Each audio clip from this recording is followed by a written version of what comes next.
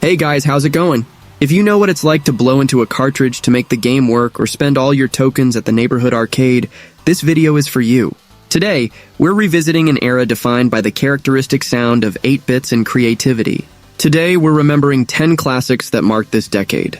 I'm Matthew and we're starting the video with Outrun.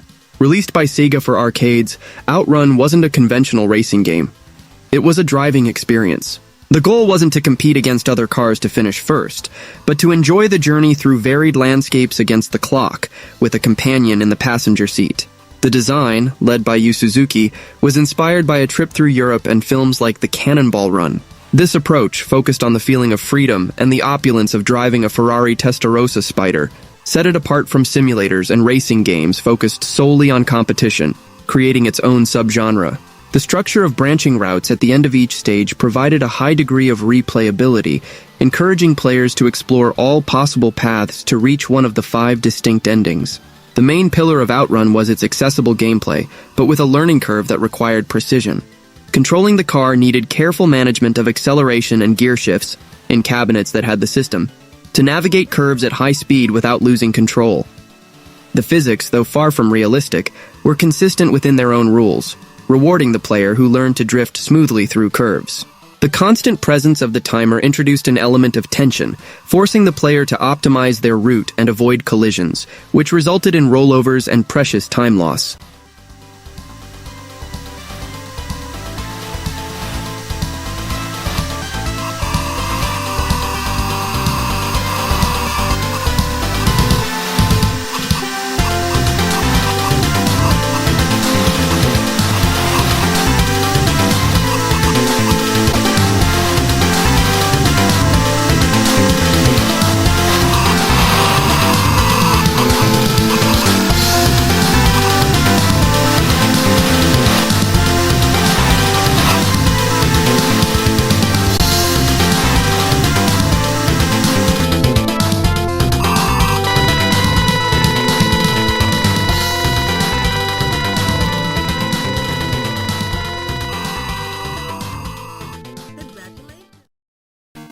Developed as Sega's response to the success of Super Mario Bros., Alex Kidd in Miracle World was pre-installed on many versions of the Master System console, serving as the first contact for many players with the system.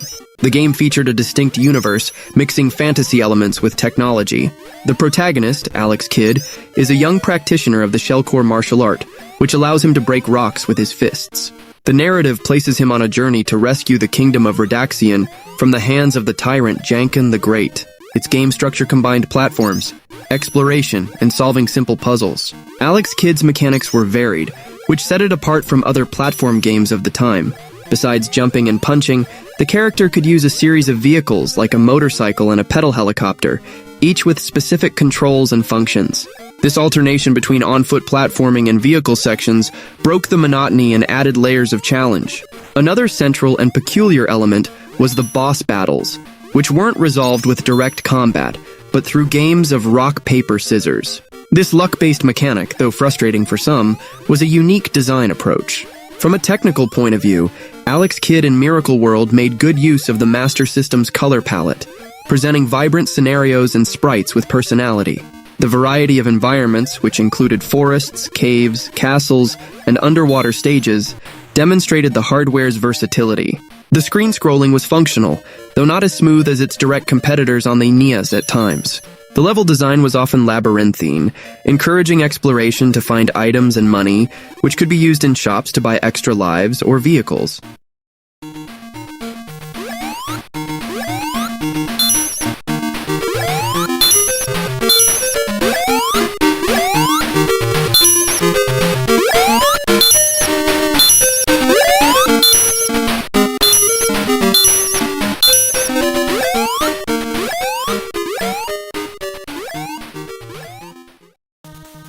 At the height of the NES era, when Capcom was shaping robotic legends, Mega Man 2 emerged as a symphony of action and precision, elevating the blue hero to eternal icon with his fight against Dr. Wily and a horde of robot masters in meticulously designed levels. Picture the blue bomber running through electrified factories, metallic forests, and floating castles, absorbing powers from defeated enemies like the Bubble Lead or the Metal Blade. each weapon a creative tool to overcome obstacles and bosses that demanded strategy and sharp reflexes, turning the game into a lethal dance of jumps, shots, and constant adaptations, where the epic chiptune soundtrack elevated every confrontation to a digital opera of pixelated heroism. The innovation of Mega Man 2 was in the non-linearity of the stages, allowing players to choose the order of the Robot Masters, exploring weaknesses in a mechanical rock-paper-scissors cycle that encouraged experimentation and mastery. With additions like the energy tank for recovery and the iconic robot dog rush, the game expanded the series' scope, making it more accessible without sacrificing the notorious difficulty, which forged legends of persistence among young gamers of the 80s, in an era where completing a game was a shared achievement in playgrounds and specialized magazines.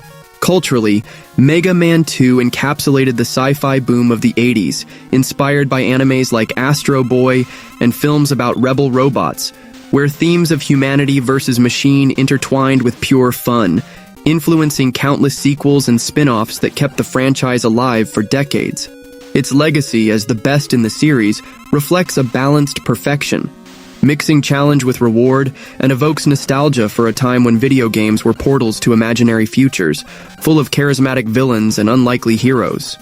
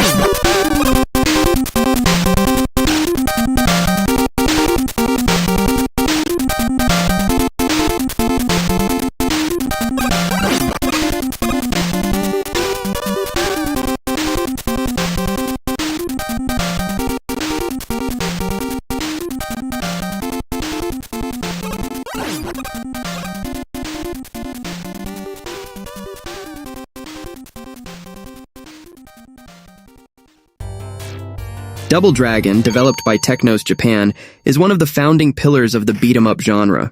Released in arcades, the game put players in control of the brothers Billy and Jimmy Lee on a mission to rescue Marion from the clutches of the Black Warriors gang. The title popularized many conventions that would define the genre, including cooperative multiplayer and a more elaborate combat system than seen in previous games. Double Dragon's gameplay expanded the concept of games like Renegade, also from Technos, allowing freer movement through the side-scrolling scenario. The combat system was its big differentiator. Players had at their disposal a repertoire of punches, kicks, and a flying kick.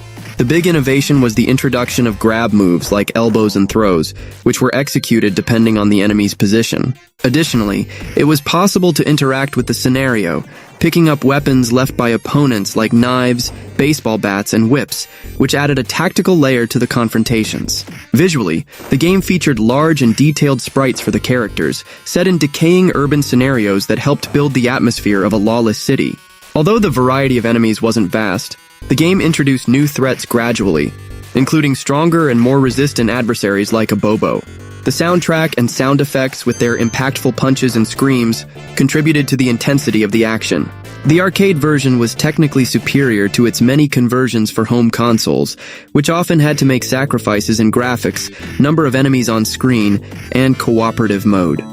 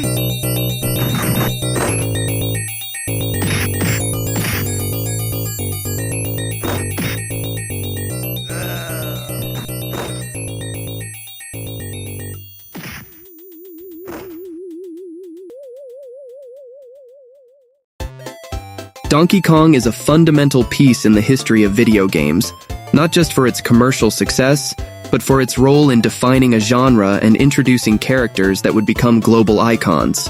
Developed by Nintendo and designed by Shigeru Miyamoto, the game was the company's first major foray into the North American arcade market. The premise was simple.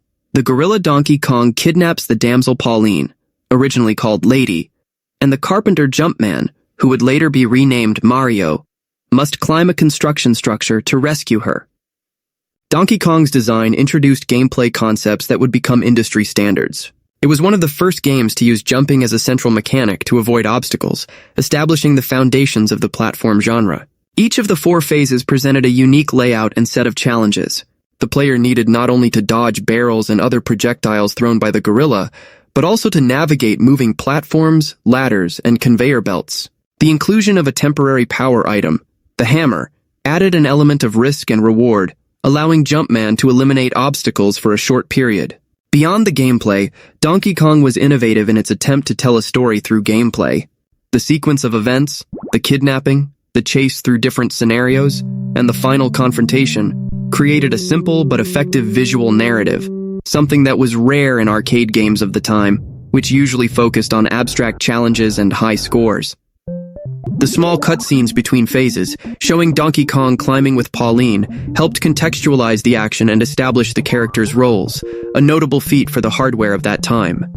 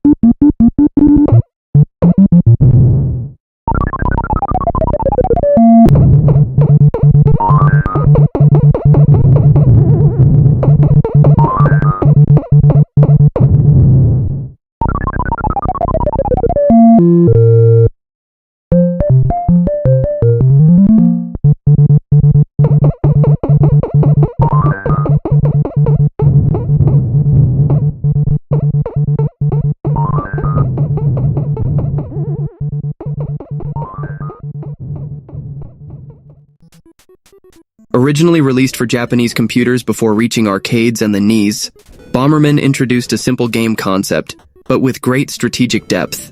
The player controls the titular character in a top-down maze, with the goal of eliminating all enemies to reveal the exit and advance to the next level. The only tool available is the ability to plant bombs, which explode in a cross pattern after a short period, destroying soft wall blocks and anything in their blast radius, including Bomberman himself. The central mechanic of the game is managing space and time. The player needs to position the bombs to corner enemies, while positioning themselves in a safe spot to avoid their own explosion. This basic premise is expanded through power-ups hidden in destructible blocks. These items can increase the number of bombs that can be placed simultaneously, expand the blast radius, increase the character's movement speed, or grant special abilities, like remotely detonating bombs or passing through walls. Collecting these power-ups is essential for progression, transforming the character from a vulnerable figure into a destructive force. The simplicity of the controls, which generally limit to directional movement and a single button to plant bombs, makes the game extremely accessible. However, the difficulty increases progressively with more complex mazes, a larger number of smarter enemies, and a time limit that adds constant pressure. The true genius of Bomberman's design would fully manifest in its later iterations, which introduced multiplayer mode, turning the game into a chaotic and highly addictive competitive experience, where the goal was to eliminate other players.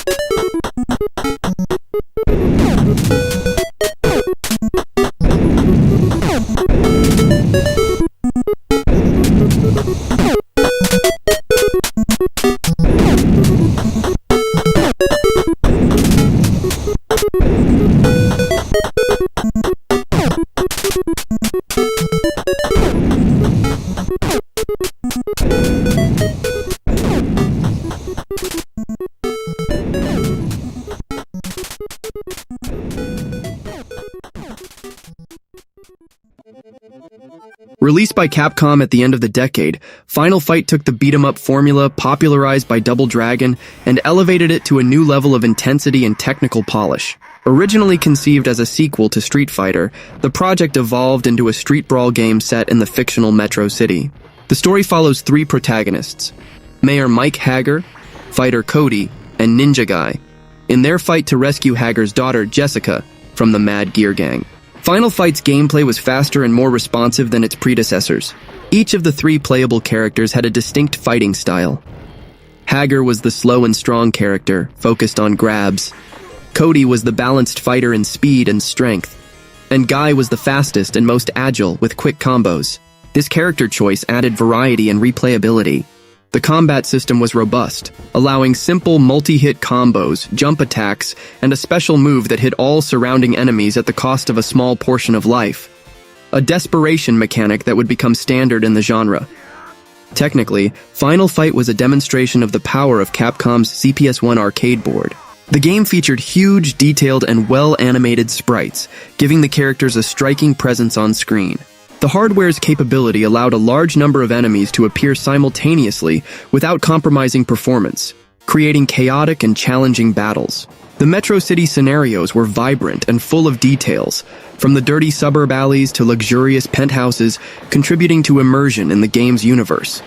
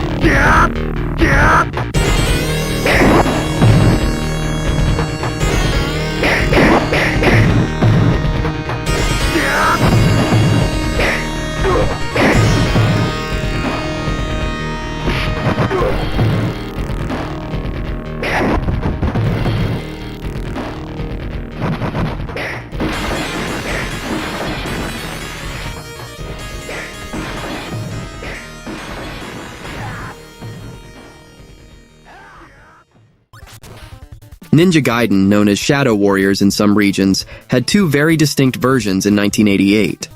The arcade version, developed by Tecmo, was a more traditional beat-em-up, with large sprites and a focus on hand-to-hand combat. However, it was the NES version that became a defining classic for the console, swapping the street brawl format for a high-speed action and platform game known for its high difficulty and cinematic narrative. The NES version of Ninja Gaiden was pioneering in using cutscenes to tell a complex and engaging story, a feature Tecmo called Tecmo Theater. Between action phases, the game presented panels of static images similar to a manga with text that developed the plot of Ryu Hayabusa in his quest to avenge his father and prevent an ancient demon from being unleashed. This narrative approach was unprecedented for an action game on the console, creating a sense of purpose and context for the gameplay that most titles of the time lacked. The story was full of twists, betrayals, and mystery. The gameplay was fast, precise, and unforgiving. Ryu was an agile character, able to run, jump, and cling to walls, a mechanic that added verticality and complexity to the level design. Besides his dragon sword, Ryu could collect power-ups that granted him secondary weapons, like shurikens and a spinning fire technique, which consumed spiritual energy. Mastering these abilities was crucial to overcome challenges, which included enemies strategically positioned to punish the smallest miscalculation.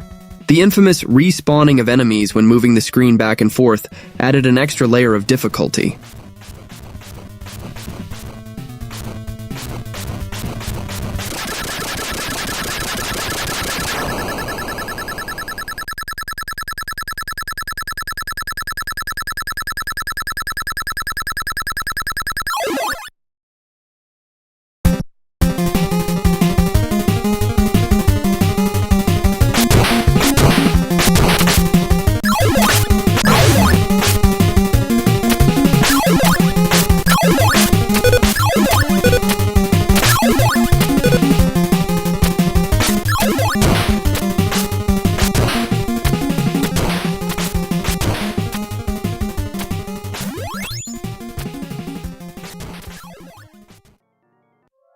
Ghosts and Goblins, Makimura in Japan, is a Capcom title that became legendary for one main reason: its extreme difficulty. The platform and action game puts players in the role of the Knight Arthur, who must traverse a monster-infested realm to rescue Princess Prin Prin from the demon Astaroth. From the first moment, the game establishes an unforgiving tone, with zombies, demons, and other creatures emerging from all directions, creating a constant and oppressive challenge. The central mechanic of the game is its deceptive simplicity. Arthur can walk, jump, and shoot projectiles, initially lances, in 4 directions. The damage system is iconic. Upon being hit once, Arthur loses his armor and continues fighting only in his underwear. A second hit results in the loss of a life. This visual and mechanical vulnerability adds a layer of tension to every encounter. Controlling Arthur's jump is also a notorious source of difficulty. Once the jump is initiated, its trajectory cannot be changed in the air, requiring careful planning and absolute precision to navigate platforms and dodge attacks. The level and enemy design is the heart of Ghosts and Goblins challenge. Enemies don't appear predictably. They emerge from the ground, fly in erratic patterns, and attack in large numbers. The positioning of each adversary seems calculated to catch the player by surprise. Each phase presents a distinct visual theme, like a cemetery, a haunted forest, and a city in flames culminating in a demonic castle. The phase bosses are large and intimidating, requiring the player to learn their attack patterns to find an opening.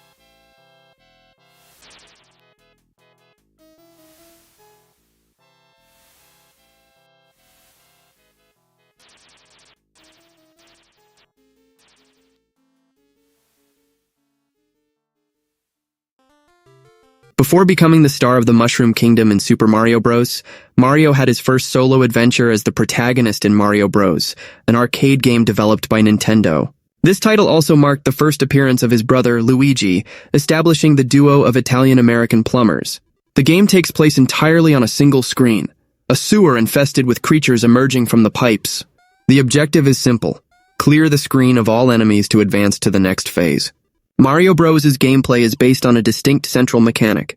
Unlike his future games, Mario and Luigi couldn't defeat enemies simply by jumping on them. Instead, the player needed to first jump and hit the platform from below the enemy, which flipped it on its back and left it temporarily stunned. Only then could the enemy be eliminated by kicking it off the screen. This two-step mechanic required timing and positioning, especially when multiple enemies with different movement patterns were on screen simultaneously. Although overshadowed by the monumental success of its successor, Super Mario Bros., the 1983 game was a crucial step in Nintendo's evolution and the character Mario. It established the brothers' plumber profession, introduced Luigi, and solidified jumping as a central action. Creatures like the turtles, shell creepers, served as prototypes for the Koopa Troopas. Well, that was the video. I hope you liked it. See you next time.